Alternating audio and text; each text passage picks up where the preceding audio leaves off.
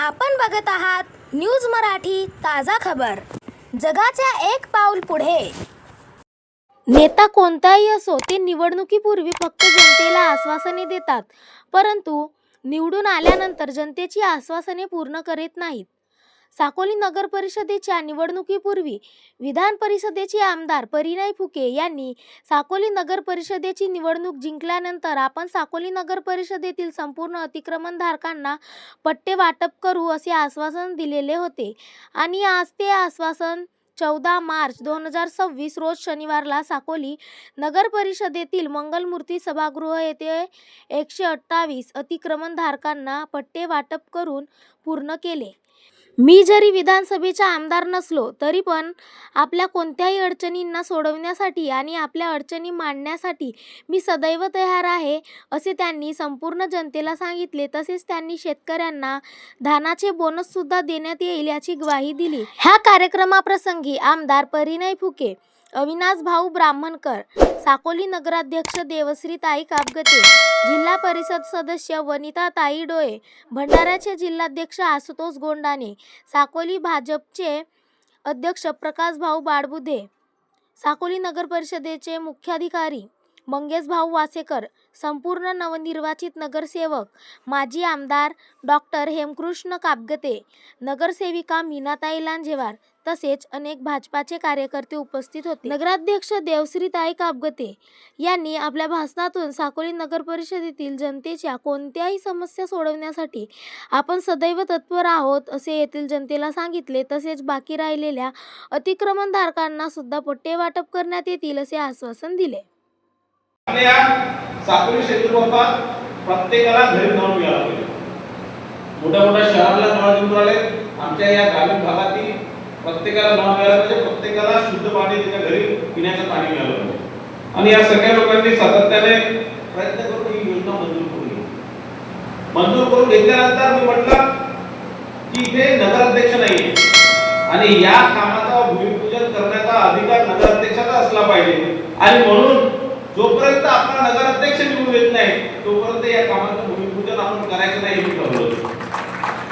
त्यानंतर निवडणुका थोड्या लांबीवर गेल्या आणि मग आपल्या आशीर्वादाने आपण आमच्या ताई देवश्रीताईला निवडून दिले आणि मग त्यानंतर भूमिपूजन करण्याचं ठरवलं। पण मी तेव्हा काम थांबवलं नाही की बाबा नगराध्यक्ष झाला किंवा तुम्ही आम्हाला निवडून दिलं तर आम्ही काम सुरू करू असं मी काही म्हटलं नाही। मी म्हटलं लोकांचं हक्काचं काम आहे, लोकांची आवश्यकता आहे, काम सुरू ठेवा। कुठे कामामध्ये राजकारण करून केलं नाही पाहिजे, लोकांना वेटीस धरलं नाही पाहिजे, लोकांना ब्लॅकमेलिंग करणं नाही म्हणजे की तुम्ही मतदान करा तरच आम्ही तुमचं काम करू। तुम्ही 2019 मध्ये पुढच्या मतदान मला पाडलं तरी मी कुठेही थांबलो नाही, कुठेही तुमच्या विकासापासून तुमच्या संपर्कापासून दूर राहिलो नाही। मी नेहमी सातत्याने तुमच्या संपर्कात राहिलो, तुमचे कामं करण्याचा सातत्याने प्रयत्न केला, सातत्याने तुम्हाला संपर्क करून तुम्हाला माझ्या जनता दरबारच्या माध्यमातून तुमचे सर्व वैयक्तिक काम असतील, सार्वजनिक काम असतील ते पूर्ण केले। जे मी करू शकत नव्हतो त्या विधान परिषदेच्या सभागृहामध्ये तुमच्या दोन्ही जिल्ह्याचा भंडारा आणि गोंदिया जिल्ह्याची विदर्भाचा एक आवाज म्हणून, धान उत्पादक शेतकऱ्यांचा एक आवाज म्हणून, ओबीसीचा एक आवाज म्हणून सातत्याने सरकार आपली असो की नसो सातत्याने आपले सर्व विषयांचा लढा या सभागृहामध्ये दिला। आजपर्यंत कालपर्यंत तुम्ही बघत असणार तर आपल्या सगळ्या भागाचे विषय सातत्याने विधान परिषदेमध्ये मांडत राहतो। मागच्या वेळेस आणि म्हटलं की बाबा जसं आशुभाऊने सांगितलं की काही लोक आले नाही कार्यक्रमाला, ते कामच नाही केलं तर काही योगदानच नाही आहे।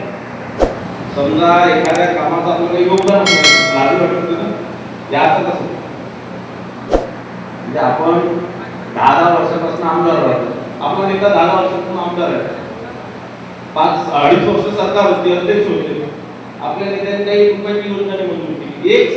एक माणूस दाखवून द्या की याच्या सरकारच्या वेळेस याच्या राजवटीच्या वेळेस एका माणसाला पट्टे भेटलं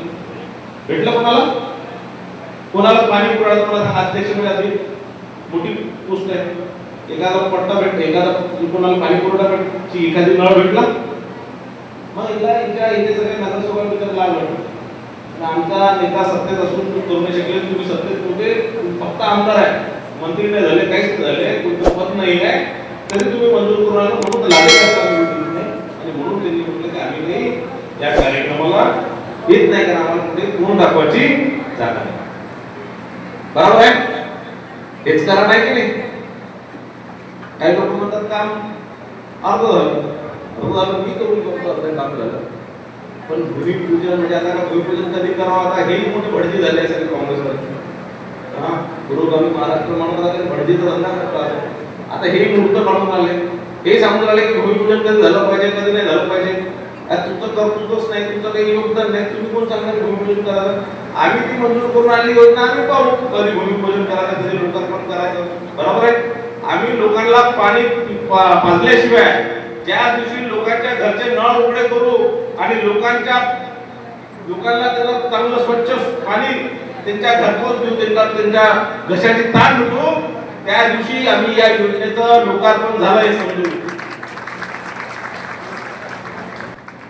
दुसरं, आपल्या इथे एक अनेक वर्षापासून प्रलंबित विषय होता मालकीहक्क पट्ट्याचा. तोही माननीय बावनकुळे साहेब मंत्री झाले, त्यांनी पटापट या संदर्भातले जी आर काढले आणि याच्या योजनेमध्ये पट्टे देण्यामध्ये ज्या ज्या अडथळे होते ते पूर्ण दूर करण्याचं काम बावनकुळे साहेबांनी केलं आणि आपण हे पट्टे वाटू शकू. आपण तुम्हाला पट्टे देऊ शकू.